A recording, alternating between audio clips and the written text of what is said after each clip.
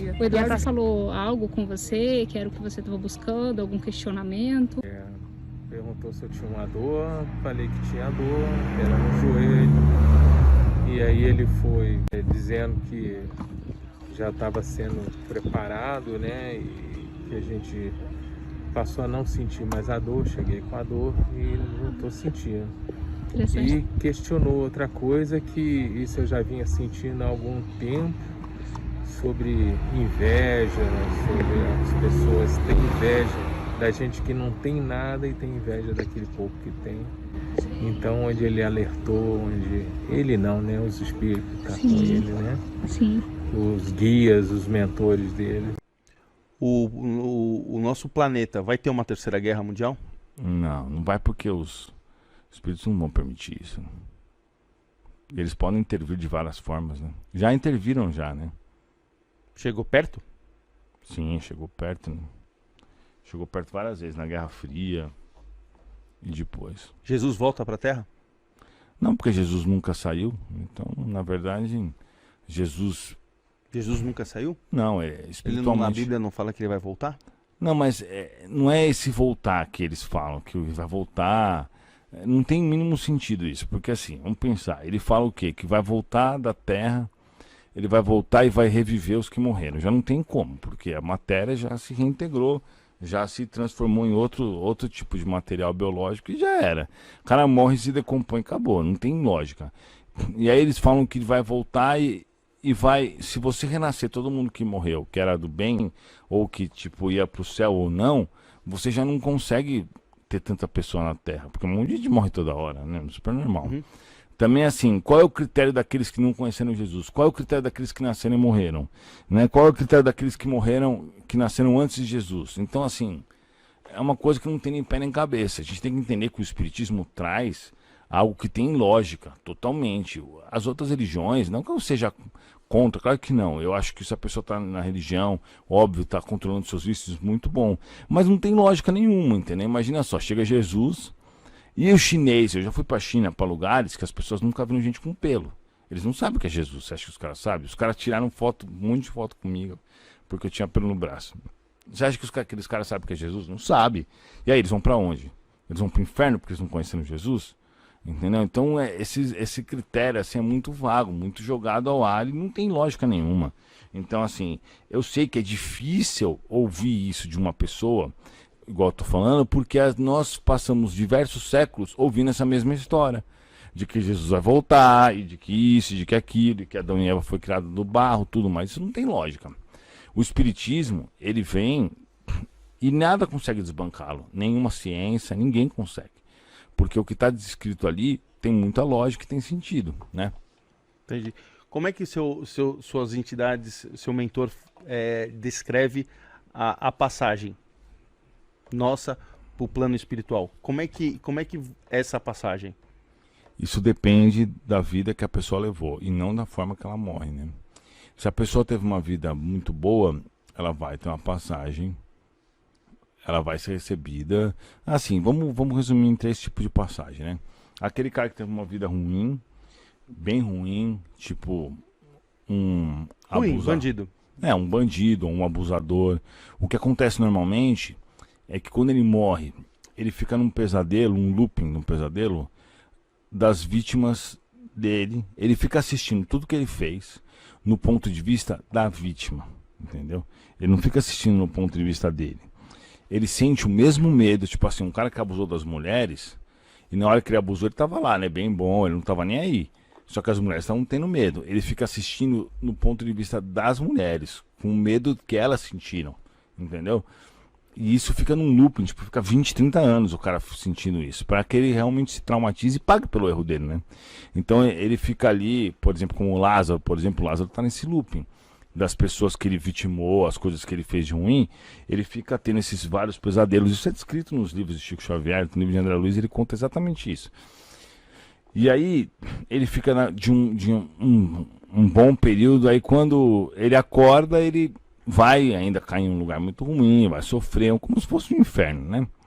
E aí nós temos, por exemplo, o suicida que vai para lugares terríveis também, que fica deformado, que depois tem que reencarnar com um problema mental. Normalmente os que têm problema mental hoje são os suicidas do passado, a esmagadora maioria. Aí nós temos a morte daquele que não é nem tão bom nem ruim, mas tem os seus vícios. Esse dá uma sofrida um pouco. Vai para um local tipo que é chamado de umbral, mas não é tão ruim como um dos primeiros, mas também não é lá muito bom. Sofre pelos atos dele. Só pra pegar o gancho. Sim. O cara que faz muito mal, ele vai abaixo do umbral? Existe uma coisa abaixo do umbral? Existem uns umbraus piores, né? Que é tipo esse lugar aí do... Imagina você ficar tendo 20 anos, um pesadelo que não para, com você sentindo na pele uma menina que está sendo estuprada. É isso, é horrível, né? Merecido porque é o cara que fez isso, mas é horrível. Então, assim, por exemplo, tem os umbral dos suicidas, onde os caras apanham. Por exemplo, o cara que deu um tiro na cabeça, não para de sair sangue da cabeça dele, entendeu? Tipo, ele fica 20 anos com sangue saindo e sentindo as dores. É complicado. Mas isso aí, o propósito é o cara aprender a não fazer mais isso, né? E a parte boa? Aí que tá. Aí tem a parte, vamos dizer... Aí, conforme melhor você é, mais bem você vai ser recebido. Se você é uma pessoa mediana, você vai ser recebido ali num hospital meio na galera, várias camas, tal. Eu sempre brinco com as pessoas, né? Se você estiver num hospital e de repente você for transferido para um lugar que o enfermeiro não tem máscara, é que você morreu, certeza. E lá os caras não usam máscara, não precisa. Ou que a cama tá voando, porque a cama, né, ela fica presa na parede. Aqui a gente não tem como fazer isso. Então, assim, aí você é recebido em locais assim, como é, por exemplo, no filme Nosso Lar, que... O filme Nosso Lar mostra muita coisa. Muito real, totalmente. No filme Nosso Lar, o que aconteceu? O André Luiz era um médico na época, e ele já tinha um certo grau evolutivo. E o que ele fez? Ao invés dele agir correspondente ao grau evolutivo dele, ele fez ao contrário. Ele agiu muito mal em vários pontos.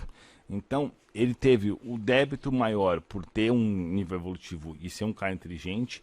E ao invés disso, ele ia no bordel, ele traiu a esposa várias vezes, ele adquiriu sífilis, ele desenvolveu um câncer, né, por conta disso, bebia muito, fumava muito. O André Luiz?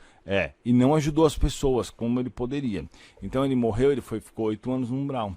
E aí depois ele foi atendido, e aí ele foi levado para um hospital desses, assim, que tinha uma galera, né? Depois disso ele começou a caminhada dele, e óbvio, ele já no espírito evoluído, ele falhou como todos falham, né? E aí depois ele continua a caminhada dele, e é isso. Mas aí tem, por exemplo, outras situações, como é relatado no livro Violetas da Janela, que a menina morreu e ela foi para um quarto separado, coisa e tal, com visita, porque ela já era uma menina boazinha, ela não fez nada de ruim durante a vida dela, curta, mas foi, e viveu no plano físico. E aí já foi para lá, já foi recebida pelos melhores espíritos. Aí tem relatos, por exemplo, como o Chico Xavier, do Dr. Bezerra, que aí quem vai buscar o cara é Jesus, né? Aí já é Você consegue saber de informações de gente, de pessoas conhecidas? Pode perguntar, eu pergunto. Tipo o Chico Xavier? Sim, Chico Xavier eu vejo bastante. Bastante não, eu vejo Você ele. vê ele? Ele me ajuda pra caramba. Inclusive uma história que é o seguinte. Eu tava na minha casa e apareceu um negócio no meu olho chamado peterígio, né? Que é um negócio que dá, eu não entendo direito o que é, não lembro na verdade. E aí é uma bolinha e ela vai crescendo e ela vai pegando os vasos. Então até tem foto ali no meu canal, tudo. E essa bolinha começou a crescer. Vou mostrar a foto para você. Ela começou a crescer, crescer, e eu já não sabia mais o que fazer. E aí eu chamei o meu mentor e falei assim, eu preciso arrumar isso daí, né, velho? Não quero que fique esse negócio no olho. Ele falou, se não arrumar, você vai ter que operar. Eu falei, tá bom. Porque a única solução para isso é uma cirurgia e fica a marca. Você não consegue operar isso aqui e não ficar a marca. Ó, esse é meu olho mesmo, ó. Meu olho. Tem uma bolinha mesmo. E você viu a quantidade de vasos que tem em volta, né? Aí eu falei, tá bom, né? Beleza. Depois aí a gente coloca a foto. Eu tenho várias cirurgias. Dá pra ver? Várias cirurgias foram feitas em mim, né? Aí o que aconteceu? Beleza. Chico Xavier apareceu pra mim e falou assim, Eduardo, a gente precisa fazer uma modificação na sua mediunidade para que você comece a atender mais pessoas, né? Eu preciso que você vá lá para Uberaba, que lá tem uma estrutura espiritual, tal. Eu falei, beleza. Tava no meio da pandemia, não tinha nada aberto. Tinha tipo 2 hotéis na cidade. Aí eu fui ter o carro, dirigi uns 900 quilômetros, cheguei lá na cidade dele, fiquei 2 dias lá. E voltei pra minha casa. Como que eu tinha visto esse negócio no meu olho? Porque eu tava assistindo o meu vídeo e vi que tava vermelho o meu olho. Aí eu fui olhar no espelho e vi isso daí. Aí eu fui no médico, ele falou que isso aí, se piorasse, tinha que operar. Começou a piorar. Começou a coçar muito, o dia inteiro coçava. Eu fui pra Uberaba, fiquei esses 2 dias lá, eles modificaram a minha mediunidade. Eu voltei, esqueci, quando eu vi, eu não tinha mais nada. Eu não sei nem que olho que tava isso daí, porque sumiu 100%. Esses dias um amigo meu médico olhou e falou, caraca, impressionante, porque não ficou nenhuma cicatriz. Então isso daí, assim, isso comprova o quê? Que com certeza a ação dos espíritos tem uma ação muito mais eficiente que qualquer tratamento médico, porque não precisa nem operar. E que com certeza era Chico Xavier, porque um espírito que não era Chico Xavier não conseguiria fazer isso, né? Entendeu? Porque as pessoas podem falar o que for. Ah, mas não dá pra acreditar, mas então como é que essas coisas acontecem? Eu tive uma outra cura, que foi o seguinte, eu morava lá, tava morando em Londrina, né? E apareceu uma hérnia inguinal, né? Um final do intestino que sai pra fora e faz assim, né? Ele sai pra fora. E aí você tem que colocar uma tela. Eu tinha um primo que operava no Sírio-Libanês. Aí nós reservamos o hospital e eu ia operar com ele. Eu tinha medo. Não, perdão, eu tô pulando tudo. Eu chamei o Dr. Bezerra, né? Que é um espírito. Bezerra de assim, Menezes. Isso. Falei, por favor, me ajuda, me ajuda. Ele falou assim, ó, se você já fez a cirurgia e não funcionou, é porque você vai ter que operar mesmo, não tem jeito. Eu falei, tá bom, vou operar então. Aí, muito obrigado. Aí, eu queria água, por favor, pode ser? Valeu. Aí tudo bem. O Dr. Bezerra falou, ó, se você já fez a cirurgia e não resolveu, então você vai ter que operar mesmo, porque você tem medo de Obrigado. anestesia.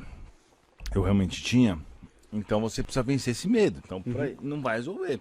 Eu fazia a cirurgia, melhorava, parava de doer, depois passava um tempo e voltava.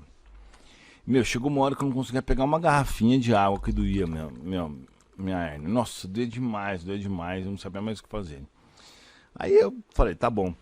Falei com esse primo aí, falei, você opera? Ele falou, não, eu opero no Sírio-Libanês, tudo, reservamos o hospital. Ele falou, não, o anestesista é meu amigo, fica tranquilo. Eu falei, não, beleza, reservamos tudo certo. Ele falou, só faz os exames pra mim. Eu fiz ultrassom, fiz exame com gastro, fiz um monte de exame, beleza. Eu tava arrumando minhas coisas pra ir pra São Paulo, era tipo uma terça-feira, eu pra ir na quinta. Só que, tava horrível, porque eu não conseguia nem dirigir, de tanto que doía. Aí apareceu o Dr. Bezerra pra mim e falou assim, gente, como você perdeu, enfrentou o medo da cirurgia, a gente curou você. Você tá brincando? Não. Eu tinha acabado de fazer, um dia antes eu tinha feito ultrassom. Voltei no médico japonês, amigo meu conhecido, né? Conhecido, na verdade. Falei, Perio, vamos fazer de novo o ultrassom. Ele falou, não vou não, pra que eu vou fazer ultrassom? Eu falei, faz de novo, vou pagar. Ele falou, não quero, você fez ontem. Eu falei, só quero ver se deu diferença. Aí ele falou, tá bom. Ele não achou a hérnia. Depois eu fui nos outros médicos, não acharam. Eles voltaram pra dentro e fecharam a hérnia. Fecharam, até hoje não tem mais dor nenhuma. Eles realmente fecharam. Então assim, se você pegar os melhores médicos do mundo, colocar numa sala 200 médicos, falar assim, resolve o pterígio, resolve a hérnia, sem uma cirurgia física, os caras não conseguem resolver. Ninguém tem tecnologia para isso, entendeu? Então isso daí é a maior comprovação de que eu realmente não estou sendo enganado, porque senão eu não conseguiria fazer isso, né?